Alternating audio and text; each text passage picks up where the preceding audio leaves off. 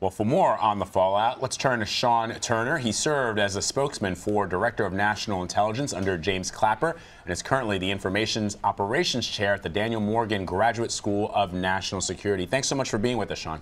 Good morning. Thanks for having me. The president tweeted today that he wanted to share facts pertaining to terrorism and airline flight safety for humanitarian reasons. In that interview that Greg Miller, the reporter from the Washington Post, did on CBS this morning, he essentially said, I interpret those tweets this morning as the president confirming what we reported yesterday. What are your thoughts?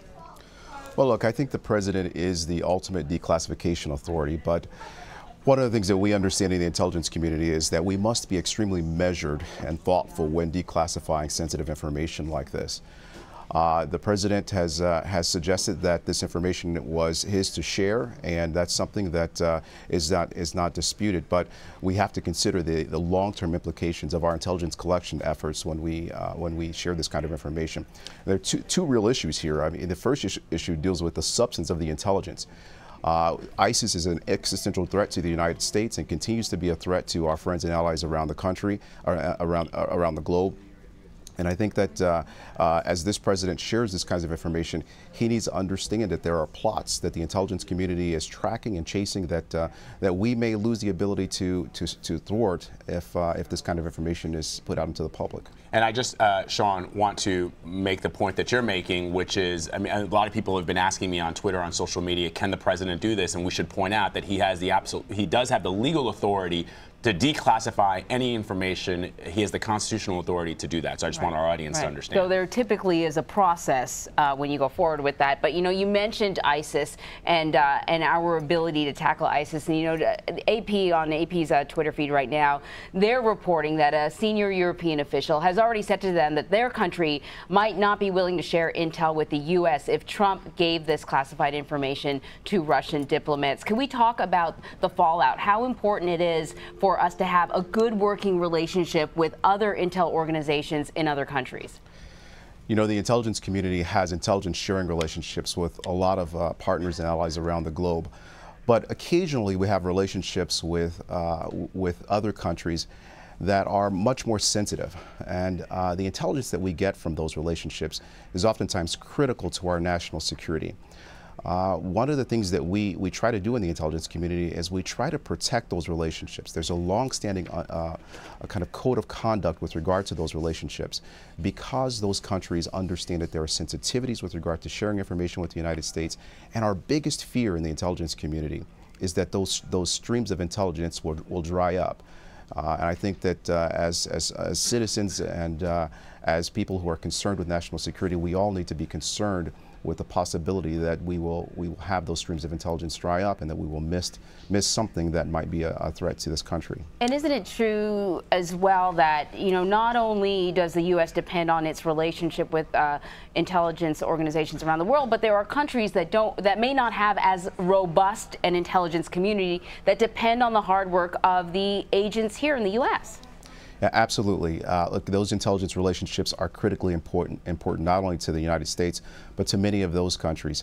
The sensitivity of those relationships, particularly in the region, the importance of those relationships to those countries' national security is something that we have to be particularly sensitive to, and particularly the president.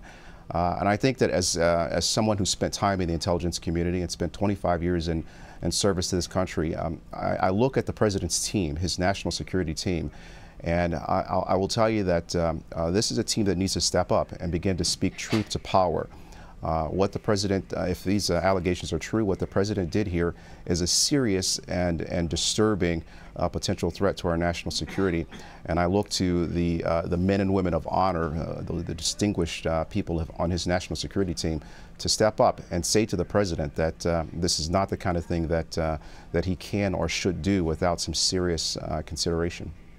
Shawn, I guess to Emery's point, I think that if you are an ally of the United States and something like this happens, I can only imagine, and you will have to tell us based on your experience and your time in the intelligence community, But it would seem to me that if you are a source, if you are a foreign intelligence operative working to try and decipher what is happening with the Islamic State, you share that with your government agency, who in turn shares that with the Central Intelligence Agency and thus to the president. And then all of a sudden you're burned in the field. And when it comes back to you that the burning happened because the president of the United States shared that intel, how willing will our partners and allies be willing to share that information with us if they know that there's a risk?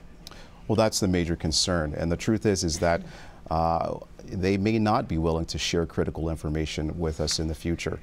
Look, there are a lot of areas around the globe that are what we refer to as hard targets. That means it's very difficult for the U.S. intelligence community to collect the kind of intelligence that we need in order to protect the men and women of this country. So when the president does something like this, he's sending a clear message to all of our partners and allies around the country, and some nation states that may not be partners and allies but find it to be in their interest to share intelligence information with us. He's sending a clear message that that information will not be protected. He's sending a message that when they help us, when we help each other, that those relationships might be at risk. And I think that's something that we all need to be very concerned about. So, Shawn, we should say that in this discussion that General H.R. McMaster said that he was in the room and he said this conversation did not happen. He didn't answer any questions yesterday, but he denied something specific. He said that specific intel sources and methods were not discussed. Does that make a difference?